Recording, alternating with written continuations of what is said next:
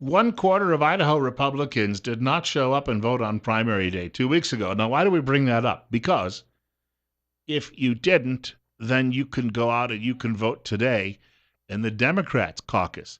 Independents and Republicans who did not vote on March 8th have the opportunity to vote in the caucus tonight that the Democrats are holding the presidential caucus here in the state, which means that 26% of Republicans could really toss a monkey wrench in this. You could all go out and you could vote for Sanders and really make life miserable for Hillary Rotten Clinton. If you really wanted to do that, I mean, there's your opportunity, and I'm sure they'll put out some beverages.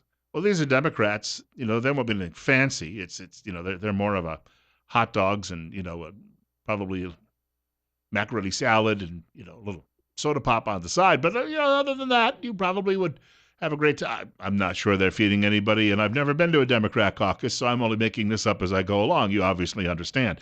8 minutes after 9 o'clock, Bill Colley with you on Top Story on News Radio 1310 KLIX and newsradio1310.com. We have updated news coming out of Brussels, Belgium. They have found a discarded bomb belt that one of the terrorists left behind after the attacks in that city today, and it looks as if perhaps that will at least give them a few clues as to who they're looking for. When we say who they're looking for Islamic terrorists. We can't sugarcoat this, and all of those people out there who are going to tell us, but it's the religion of peace, and we've got to be more understanding. They're not understanding. And again, the death toll is about 3 dozen right now, and it's likely, as we said earlier, to get worse. New York City has increased its efforts to try to stop terrorist attacks today, only because there's concern, I think, that, number one, this could be a signal of something larger going on in Western cities around the world, or that you could see somebody try to pull off some sort of copycat event. So the communist mayor of New York, Bill de Blasio, is speaking right now, outlining what he's trying to do, and that is likely to coddle the terror. We don't know his thoughts really, but we just know his politics, and we know generally where something like that happens to lead in this situation. Speaking of politics, dealing with the Muslim world, big conference with AIPAC. Now, this is that organization, American-Israeli. What they do is they bring this together every year, and the big politicians come and speak to this organization. It's a lobbyist organization, but it's also a friendship organization. And if you are a friend of Israel and you are in politics in the United States, you go to this event. Except if you're Bernie Sanders. Yes, socialist Bernie. I guess he takes it for granted, figuring, well, I'm a member of the tribe. They'll vote for me anyway. So Sanders instead was in Salt Lake City last night, while everyone else was. Hillary Clinton spoke at AIPAC. All of the Republican candidates spoke at AIPAC. Bernie Sanders is in Salt Lake City, and Bernie Sanders is taking some time to explain to the people there his reasoning behind all of this. So when we talk about Israel and Palestinian areas, it is important to understand that today there is a whole lot of suffering among Palestinians, and that cannot be ignored. You can't have good policy that results in peace if you ignore one side. But I firmly believe that the only prospect for peace is the successful negotiation of a two-state solution. So again, he's a member of the tribe, but a lot like George Soros, he's mainly an atheist. And Soros, of course, when he was a young man, he was helping shove his co-religionists into ovens. So here you've got Bernie Sanders not going to AIPAC, saying, I don't want any part of it, I'm not a friend of Israel's, and you know what, we really need to help the Muslims out over in that part of the world.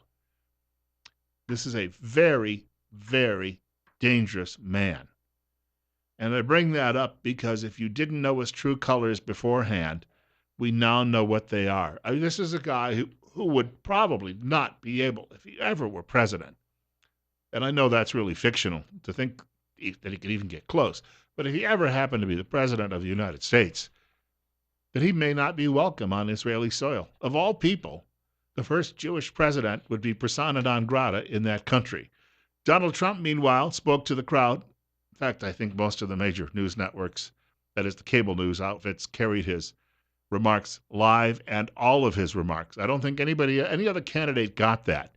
But Trump, who's known as a bomb thrower among the Republican establishment and among the media, according to Cal Thomas, sounded presidential. Thomas, not a big fan of Donald Trump's, but said Trump came off very well during his remarks. They must come to the table willing to accept that Israel is a Jewish state and it will forever exist as a Jewish state. Iran is financing military forces throughout the Middle East, and it's absolutely incredible that we handed them over $150 billion to do even more toward the many horrible acts of terror. We've rewarded the world's leading state sponsor of terror with $150 billion, and we received absolutely nothing in return. Trump made those remarks last night, and according to Joe Scarborough has a column today in the Washington Post about this. He said that the media he said they'll never give Donald Trump a fair shake. He said they just kept saying, wow, the guy can actually read a prompter. Wow, the guy isn't dragging his knuckles tonight. And so they don't even want to acknowledge that he might have an idea now and then that's a good idea, and what he just said has been American policy for the last, going back to 1948. Here's the thing. Israel deals every day with what's going on right now in Brussels, Belgium. Every single day. And the reason this happened in Brussels, and it happened in Paris, and it happened in San Bernardino, is because those of us living in the Western countries, we believe that the Jewish people have a right to live without being harassed or killed by a bunch of illiterate enemies in their neighborhood. Let's get right to the point. Most of the people who join these Islamic gangs that go around killing people en masse, they're not the smartest people in the world. Why? Because Islam is strongest in the dumbest countries in the world. If you think about that, most of the people in those countries never get any education whatsoever. And they blindly follow when they're told to kill, kill, kill, and that God will love them if they die while they kill, kill, kill. They go out and do it. But that is the reason why we're seeing these attacks all around the world. They've happened in every corner. They've happened in Australia. They've happened in other parts of Asia. They've happened in Africa. They've happened here in North America. And they're happening in Europe. But again, they happen every day in Israel. 9:14, Bill Colley with you on Top Story on News Radio 1310, KLIX, and newsradio1310.com. It's 36. John Kasich also making an appearance during the course of AIPAC, speaking last night as well, offering some of his thoughts. I want you all to know that I have called for the suspension of the U.S.'s participation in the Iran nuclear deal in reaction to Iran's recent ballistic missile tests. I remain unwavering in my support for the Jewish state and the unique partnership between the United States and Israel.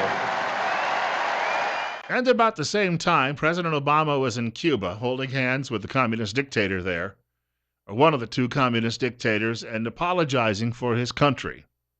When Raul Castro came out and said the United States is an oppressive regime because it does not offer universal health care, that is, socialized medicine, single payer, whatever you know it by, President Obama agreed and said, oh, yes, it's a terrible thing. We've got terrible country. Oh, racist country. Oh, mean country. Oh, too many rich people. Gotta go sack them. Oh, take everything they've got. Give it to everybody else.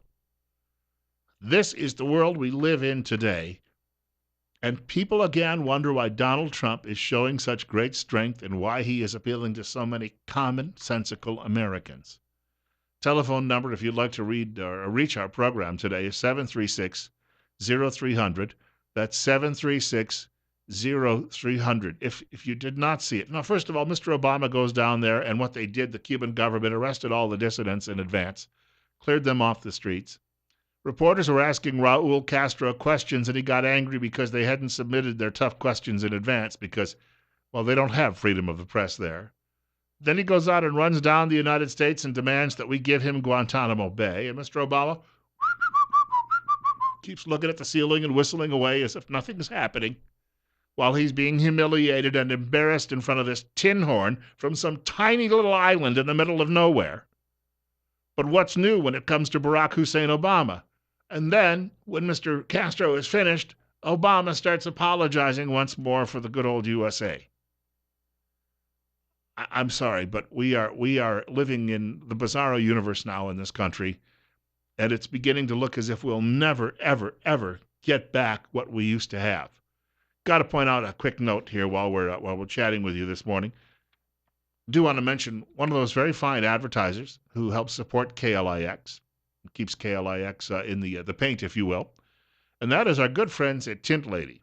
Speaking of paint, they do paint protection over there. I don't know if a lot of people know that. We talk a lot about the window tints, but they also do paint protection. Tint Lady has a new office. Tint Lady has moved to 127 Filer Avenue. That's at the corner of Washington and Filer here in the city of Twin Falls.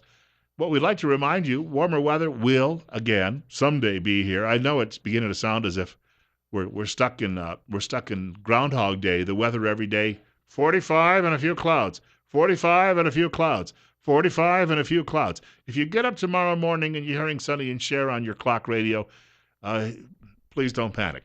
But we're telling you right now, the weather will get warmer. And when the weather gets warmer and that sun starts beating on your windows, if you have a lot of windows in your home or office, you'll have a lot of convection heat. And if you have a lot of convection heat, that's going to mean, of course, you've got to flip on that air conditioner.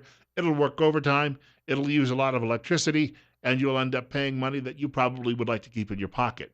But window tints can reduce that convection by 73%. So that's nearly 3/4.